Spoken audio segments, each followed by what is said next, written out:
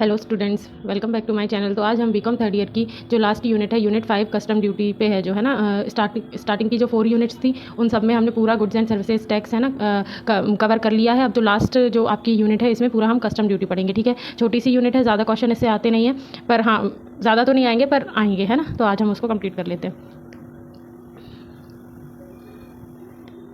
है ना। स्टार्ट करते हैं, 1 मिनट।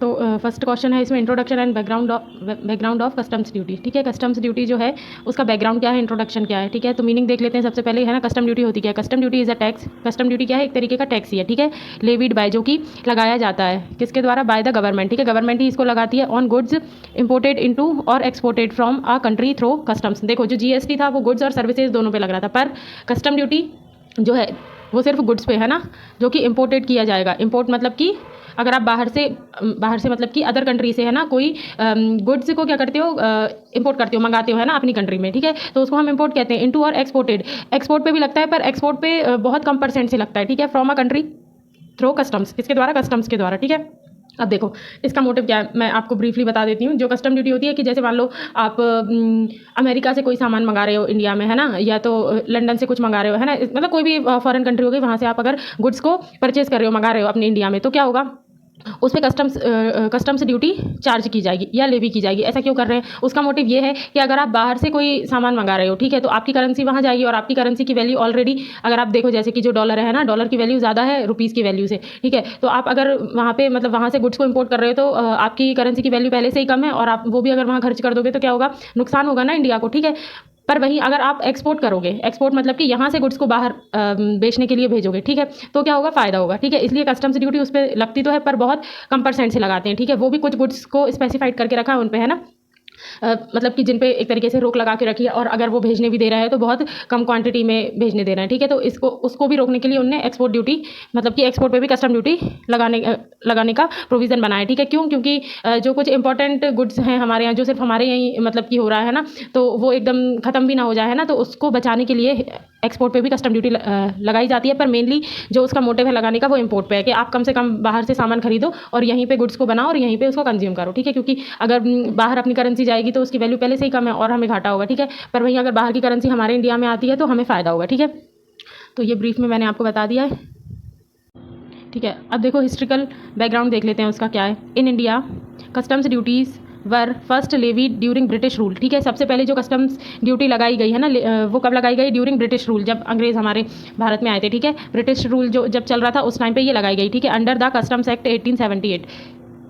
तब कौन सा एक्ट था? Customs act 1878। ठीक है, उस टाइम आफ्टर इंडिपेंडेंस, फिर इंडिपेंडेंस हुआ। ठीक है, it becomes an important source of government revenue. ठीक है, फिर ये क्या बन गई? इंपॉर्टेंट सोर्स बन गई गवर्नमेंट के रेवेन्यू का। ठीक है, and a tool for economic policy, और एक टूल भी बन गई इकोनॉमिक पॉलिसी का। ठीक है, तो ये उसका बैकग्राउंड है, मतलब ये कब से चली आ रही है? ब्रिटिश रूल से, मतलब इसको लगाना चालू किया था। कौन सा एक्ट था तब? Customs act 1878। पर आफ्टर इंडिपेंडेंस के बाद भी ये एक इंपॉर्टेंट सोर्स बन गई है ना इनकम का या गवर्नमेंट के रेवेन्यू का। ठीक है, ऑब्जेक्टिव्स देख लो क्या क्या है। To raise government revenue. अब देखो, क्योंकि अगर अपन इंपोर्ट पे ड्यूटी लगाएंगे, है ना, तो क्या होगा, जो रेवेन्यू होगा गवर्नमेंट का वो इंक्रीज होगा। ठीक है, टू प्रोटेक्ट डोमेस्टिक इंडस्ट्री, और डोमेस्टिक इंडस्ट्री को एक तरीके से प्रोटेक्ट करते हैं हम कस्टम ड्यूटी के द्वारा। ठीक है, मतलब कि बाहर से गुड्स ना मंगा के हम अपने ही कंट्री में गुड्स को मतलब कि इन्वेंट करें और उसी को कंज्यूम करें, है ना। और जो हमारे इंडिया में जो कुछ चीज़ें हैं इंपॉर्टेंट या स्पेशलाइज्ड, जो कि सिर्फ हमारे इंडिया में ही है, तो उनको एक तरीके से वो हमारे मतलब भारत की क्या है, धरोहर है, तो उसको बचाया जाना चाहिए। ठीक है, वो ऐसे ही वेस्ट ना हो जाए। फिर to regulate important export, import और एक्सपोर्ट को रेगुलेट करने के लिए। To promote economic stability. ठीक है, इकोनॉमिक स्टेबिलिटी को प्रमोट करने के लिए, है ना। तो ये क्या है, ऑब्जेक्टिव्स है। इंपॉर्टेंस देख लो, importance in international trade. International trade में इसका क्या इंपॉर्टेंस है? तो रेगुलेट्स फ्लो ऑफ गुड्स। ठीक है, गुड्स के फ्लो को रेगुलेट करती है। Protect local manufacturer, correct balance of payment. ठीक है, एनकरेज क्वालिटी प्रोडक्शन। ठीक है, ये सब क्या इंपॉर्टेंस है इसके इंटरनेशनल ट्रेड के। रोल ऑफ गवर्नमेंट, गवर्नमेंट का क्या रोल है ये देख लो। Levy and collect custom duties, लगाती भी वही है, कलेक्ट भी वही करती है। ठीक है, enforce customs law, prevent smuggling, smuggling को रोकता है। ठीक है, facilitate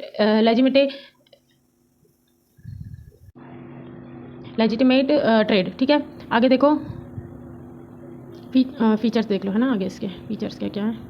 levied under legal authority, applies on import and export, है ना। एड वेलोरम और स्पेसिफिक इन नेचर। ठीक है, non discriminatory, source of revenue and protection. ठीक है, सोर्स है रेवेन्यू का और प्रोटेक्शन का, ये उसके फीचर्स है। आगे देख लेते हैं फ्लो चार्ट। देखो इसका, देखो इंपॉर्टेंट इसमें से क्या क्या है जो आपको क्वेश्चन के अकॉर्डिंग पूछा था। मीनिंग इंपॉर्टेंट है, हिस्ट्रिकल बैकग्राउंड, ऑब्जेक्टिव और रोल, ठीक है, इतना भी चलेगा। और फीचर्स, ये आप अगर नहीं भी लिखते हो तो भी कोई दिक्कत नहीं है, पर ये इतना आपको लिखना पड़ेगा, ठीक है। फ्लो चार्ट इंपॉर्टेंट है। और क्या होगा, इंपोर्ट या एक्सपोर्ट होगा गुड्स का, फिर कस्टम्स चेक करेगी उसको, ठीक है, फिर ड्यूटी इम्पोस्ट करेगी उस पर, और गवर्नमेंट का रेवेन्यू बढ़ जाएगा, ठीक है। आपने देखा होगा एयरपोर्ट वगैरह पे कस्टम्स ऑफिसर होते हैं, ठीक है, तो वो लोग यही मतलब कि चेक करते हैं कि आप क्या भेज रहे हो, है ना, क्या मंगा रहे हो, मतलब बाहर से क्या आ रहा है और यहाँ से क्या जा रहा है बाहर, ठीक है, ताकि वो उस पर कस्टम्स ड्यूटी लगा सकें, ठीक है। आगे देख लो टाइप्स ऑफ कस्टम ड्यूटी, ये इंपॉर्टेंट है, ठीक है। कस्टम ड्यूटी के टाइप पूछ सकते हैं, तो एटलीस्ट सबके नाम तो आपको पता ही होना चाहिए, है ना। ये इतने मैंने 7 नाम दिए हैं, तो ये आप 7 तो याद कर ही लेना, ठीक है, कौन सा किसके लिए। पहला है बेसिक कस्टम ड्यूटी BCD, और इनके शॉर्ट फॉर्म भी याद रखने हैं ना। BCD main duty levied on imported goods, ठीक है, ये मेन ड्यूटी होती है जो कि लेवी होती है किस पे, जो भी हम गुड्स को इंपोर्ट कर रहे हैं उस पर, ठीक है। एडिशनल कस्टम ड्यूटी होती है levied in addition to BCD, मतलब BCD का जो एडिशन होता है ना, उस पर जो ड्यूटी लेवी की जाती है या लगाई जाती है उसको एडिशनल कस्टम ड्यूटी कहते हैं, ठीक है। मतलब बेसिक कस्टम ड्यूटी होगी, बेसिक कस्टम ड्यूटी में भी कुछ एडिशन होगा अगर, ठीक है, तो उसको हम एडिशनल कस्टम ड्यूटी कह देते हैं, ठीक है। Protective duty imposed to protect domestic industry, ठीक है, डोमेस्टिक इंडस्ट्री को बचाने के लिए जो ड्यूटी लगाई जाती है वो प्रोटेक्टिव ड्यूटी होती है, ठीक है। फिर एंटी डंपिंग ड्यूटी, ये है सबसे ज़्यादा इंपॉर्टेंट, ठीक है, इससे अलग से भी आपको क्वेश्चन बन सकता है, ठीक है, तो याद रखना है आपको। Anti dumping duty levied to counter dumping of goods at unfair price, मगर मतलब कि अनफेयर प्राइस पे अगर कोई गुड्स को क्या कर रहे हैं, खरीद रहे हैं या बेच रहे हैं ना, तो उस पर एंटी डंपिंग ड्यूटी लगाई जाती है अनफेयर प्राइस पे, मतलब कि हो सकता है कि जो पैसा है वो ज़्यादा ले रहे हो, है ना, जितना उसका प्राइस ना उससे ज़्यादा पे ले रहे हो ना। तो एक्सपोर्ट ड्यूटी क्या होती है, levied on goods taken out of India, ठीक है, अगर जो गुड्स आउट ऑफ इंडिया से टेक किया जाता है ना, तो उस पर एक्सपोर्ट ड्यूटी लगती है। सेफ गार्ड ड्यूटी, ये भी इंपॉर्टेंट है, सेफ गार्ड वाली, ठीक है। एंटी डंपिंग, सेफ गार्ड, और ये basic impose to protect industry from sudden surge of imports, ठीक है, मतलब कि एक तरीके से जो आप इम्पोर्ट में मंगा रहे हो तो वो कुछ ऐसा सामान तो नहीं मंगा रहे कि जो हानिकारक हो यहाँ इंडिया में आके, है ना, उससे कुछ नुकसान हो इंडिया को, ठीक है, तो उसके लिए सेफ गार्ड ड्यूटी लगाई जाती है। फिर है social welfare surcharge levied on BCD for social welfare measures, ठीक है, ये क्या होता है, जो BCD होती है ना, बेसिक कस्टम ड्यूटी, उस पर लगाया जाता है, ये सरचार्ज होता है, ठीक है। ये किसके लिए लिया जाता है, सोशल वेलफेयर के लिए, ठीक है, मतलब इसका जो पैसा होगा, है ना, BCD पे जो ये लिया जाएगा तो वो सोशल वेलफेयर के लिए उसको खर्च किया जाएगा, ठीक है। ये देख लो, ये बहुत इंपॉर्टेंट है, ठीक है, सारे पॉइंट्स एटलीस्ट आपको पता होना चाहिए, नाम याद, और 1, 2 और ये 3, ये आपको अच्छे से याद होना चाहिए, ठीक है। इन तीनों से अलग से भी क्वेश्चन पूछ सकते हैं, जो वेरी शॉर्ट वाले होते हैं ना उनमें, ठीक है। Import duty versus export duty क्या होती है। इंपोर्ट ड्यूटी देख लो, meaning duty levied on goods imported into India, ठीक है, जो इंडिया से गुड्स क्या किया जा रहा है, इंपोर्ट किया जा रहा है, तो उस पर इंपोर्ट ड्यूटी। और duty levied on goods exported from India, ठीक है, और ऐसा गुड्स जो लेवी किया जा रहा है एक्सपोर्टेड, मतलब कि इंडिया से बाहर भेजा जा एक्सपोर्ट किया जा रहा है, ठीक है, तो उस पर जो लगती है। पर्पस क्या है इसका, to protect domestic industry and raise revenue, जो डोमेस्टिक इंडस्ट्री है उसको प्रोटेक्ट करने के लिए ये लगाई जाती है। Export duty to regulate exports and conserve resources, ठीक है, वही मैंने बताया था ना कि कुछ ऐसे रिसोर्सेज है जो सिर्फ हमारे इंडिया में मिल रहे हैं, तो उनको एक तरीके से कंजर्व बचाने के लिए, ठीक है, मतलब ऐसा ना हो कि एक्सपोर्ट करते करते आप पूरा ही ख़त्म ही कर दो, है ना, उसको इंडिया से, तो उसको बचाने के लिए। Direction goods enter into India, ठीक है, इसमें क्या होता है, गुड्स इंडिया में एंटर करता है, और इसमें क्या होता है, गुड्स लीव इंडिया, है ना, इंडिया को छोड़ता है, मतलब इंडिया से बाहर जाता है। इंसिडेंस पेड बाय इंपोर्टर, जो इंपोर्ट करने वाला होगा उसके द्वारा ये पेड की जाती है, और ये पेड बाय एक्सपोर्टर, जो एक्सपोर्ट करता होगा उसके द्वारा।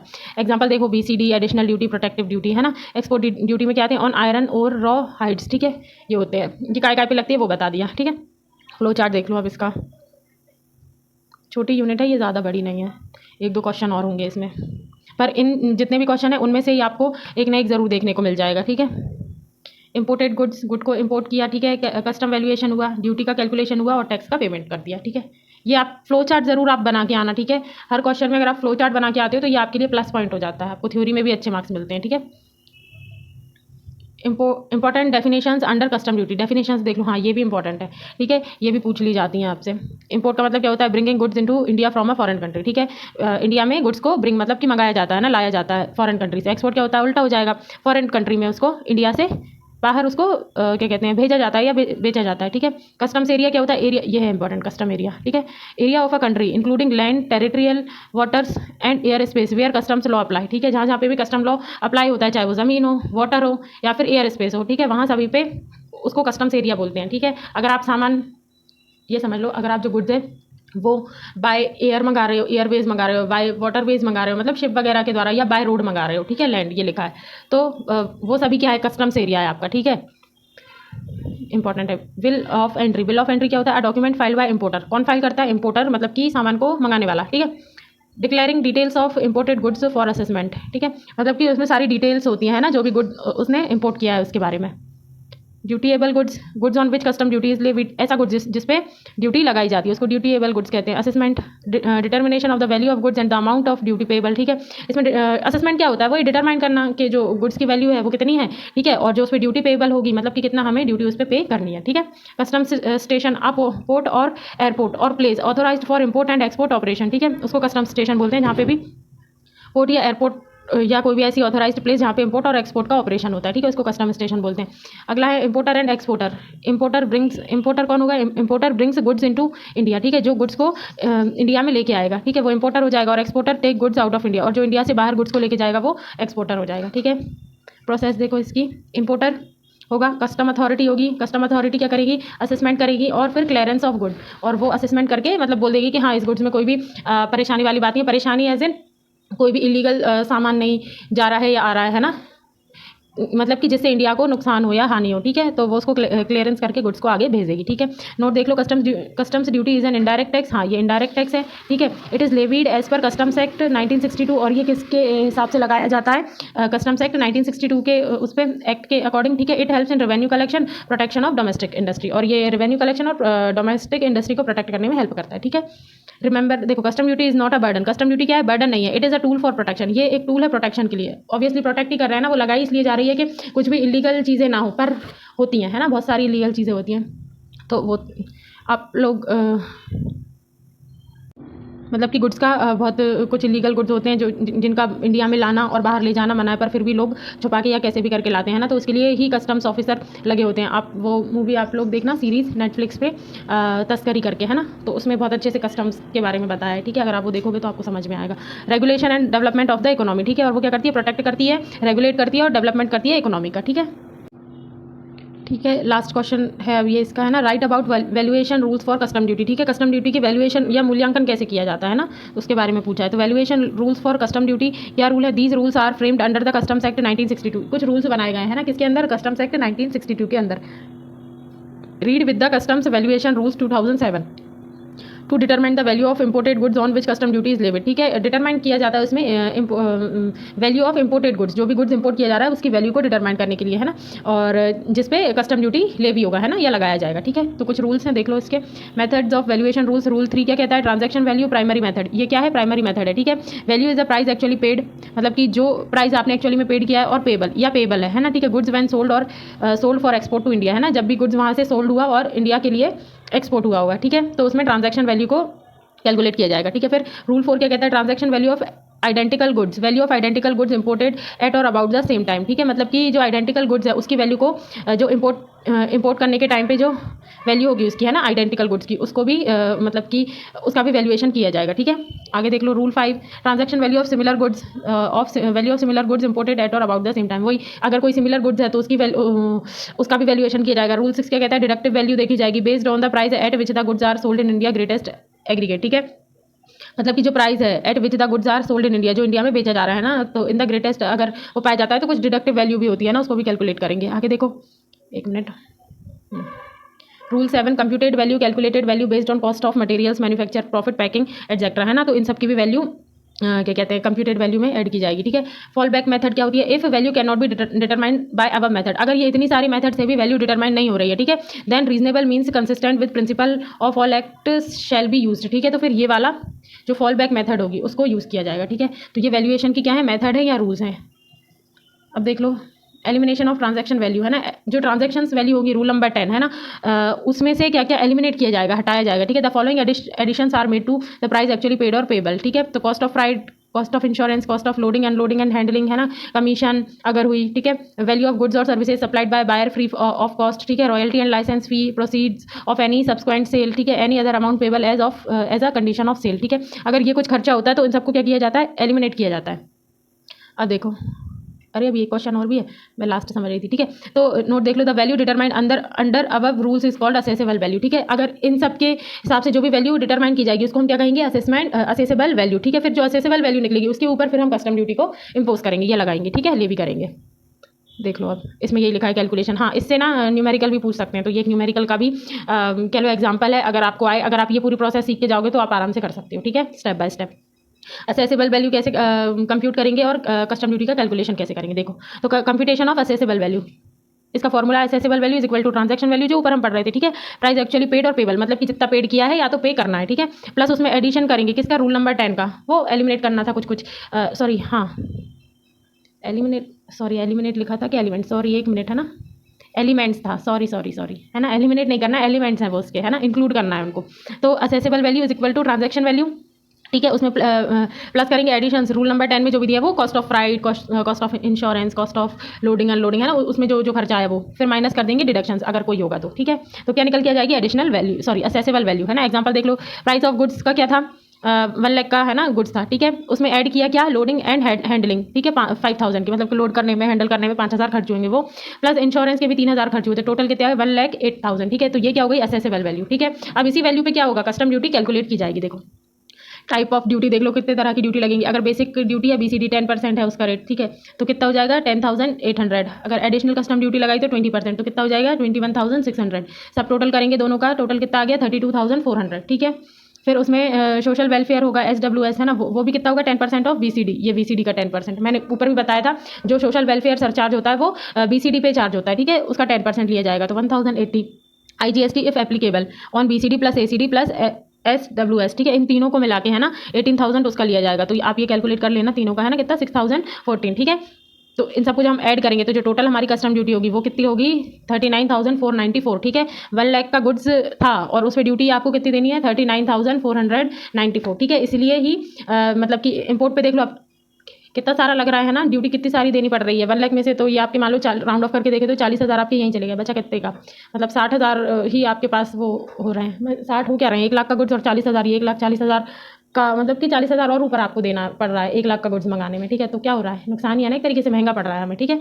तो वो इसलिए लगाते हैं कि आप बाहर से इंपोर्ट कम करो, एक्सपोर्ट ज़्यादा करो, है ना, बाहर से ज़्यादा चीज़ें ना खरीदो, और एक्सपोर्ट भी ऐसी चीज़ें करो जिससे हमारी जो डोमेस्टिक इंडस्ट्री है उसको हार्म ना हो, ठीक है।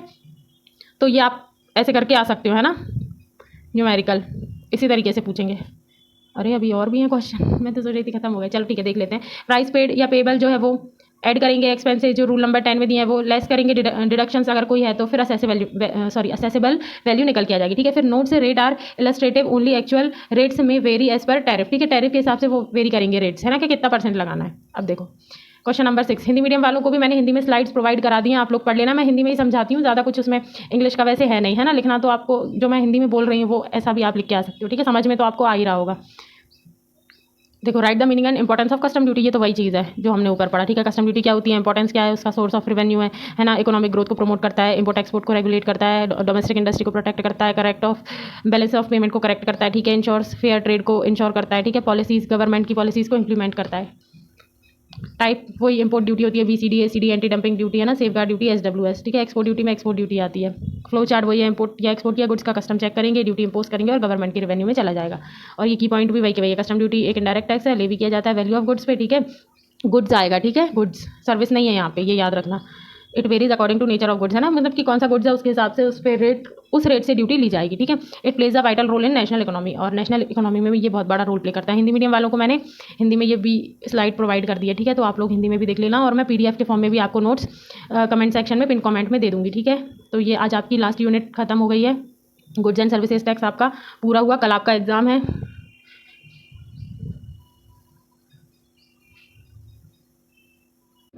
आज ही है आपका एग्ज़ाम, है ना, 2 बजे से, तो आप लोग इसको पढ़ लेना और रिवाइज करके आप अगर इतना भी चले जाओगे तो आपका हो जाएगा, है ना। All the best for your exam, अच्छे से एग्ज़ाम देना। Thank you so much.